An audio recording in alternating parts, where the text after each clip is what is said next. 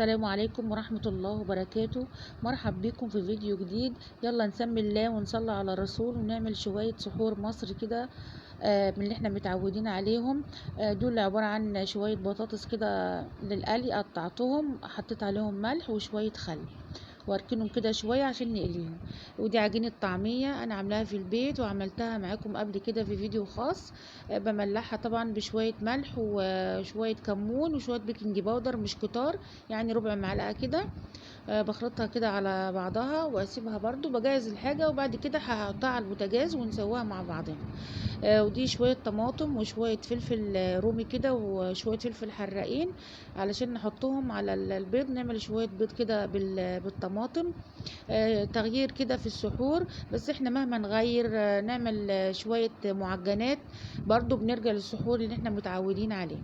اول حاجة اما الزيت غلي اهوت حطينا البطاطس. وطبعا كلنا عارفين في بعض الأطفال دايما بيحبوا البطاطس المحمرة على السحور، والكبار برضو، بس الأطفال الصغيرين بيحبوها. بيحاولوا ياكلوا منها ويشبعوا عشان يصوموا تاني يوم الصبح. أنا عندي بنتين صغيرين لو مش لقوا البطاطس المحمرة يقولوا خلاص يا ماما هناكل زبادي وهننام. فبحاول أعملها لهم يعني وأغير لهم شوية، مش كل يوم يعني بطاطس مقلية، بس بحاول تبقى موجودة أغلب الوقت. وادي عجينة الطعمية بحب اقليها بعد البطاطس، بس بهدلها النار شوية عشان انا مفرزاها في الفريزر وعلشان قلبها يستوي. وطبعا ديت بتبقى جميلة جدا في الصيام. مفيش عطش طبعا زي العجينة اللي بنجيبها من بره عشان الزيت نضيف. وبنسويها كده بنهدلها النار، بتبقى جميلة جدا. ودايما بعملها ومعاها طبعا شوية جبنة قريش، وبتبقى حلوة خالص في السحور، مش تقلقي من العجينه اللي انت عاملاها في البيت. وطبعا انا عاملاها معاكم في فيديو خاص او مره او مرتين، عملت عجينه الطعميه معاكم. خلاص كده بنقلبها على الوش التاني وبتستوي وهي بتتحمر بسرعه. وادي شويه جبنه قريش برضو معموله في البيت. بحاول اعمل كل حاجه في البيت عشان تبقى جاهزه، عشان طبعا السحور بيبقى متاخر.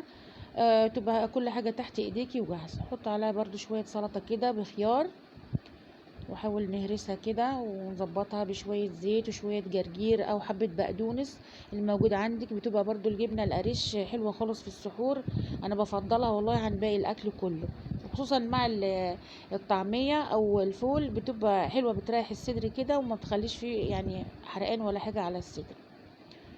لو انت يعني الاكل التاني بيبقى تقيل عليكي في السحور بتبقى الجبنة القريش احلى حاجة. وادي شوية طحينة برضو ونظبطها كده، شوية فلفل بابريكا.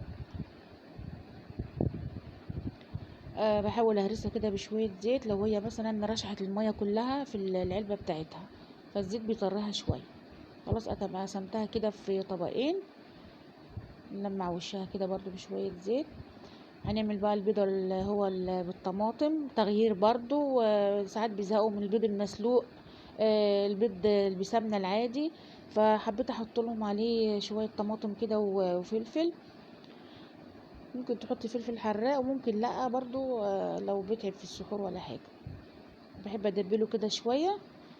بعد كده بنحط البابريكا والطماطم عليها تتدبل برضو معاه، شوية بابريكا صغيرين كده. وادي الطماطم ندبلها شوية برضو مع الحاجات دي بيبقى حلو جدا وطعمه مختلف. وادي البيض اهوت. كل حاجة ما بنكترش منها في السحور، ان احنا عارفين ايه الاكل ما بيتاكلش في رمضان والحاجات غالية وادانها فايضة في التلاجة. لا، بعمل حبات صغيرة كده في السحور عشان تخلص على طول.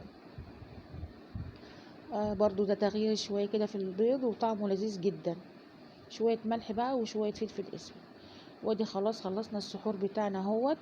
ادي الطعمية وادي الجبنة القريش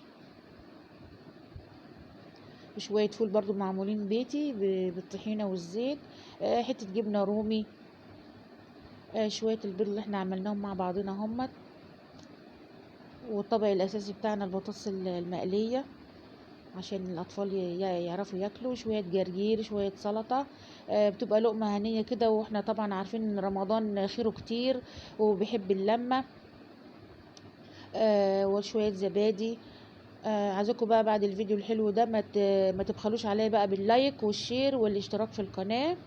ويا رب يكون الفيديو عجبكم، وهسيبكم كده تشوفوا الحاجات الحلوة ديت وتاخدوا منها افكار تعملوها في السحور. انا عارفة الناس كلها بتزهق من كل يوم هنعمل ايه، هنتسحر ايه. دي الطعمية اهي هوريها لكم، قلبها بصوا اخضر فيروزي اهي، مش مغمقة ولا اي حاجة. واللي عاوز طريقتها يدخل على الفيديو بتاعها، فيديو جميل جدا. في ناس كتير سألتني عليها، قلت لهم انا عامله لها فيديو خاص، يقولوا ازاي بتطلعها مش مغمقة كده من قلبها وشكلها حلو وذهبي كده. خلاص كده يا حبايبي، يا رب يكون الفيديو عجبكم. ويلا صوما مقبولا وافطارا شهيا. وما تنسوش اللايك والشير والاشتراك في القناة. والسلام عليكم ورحمة الله وبركاته.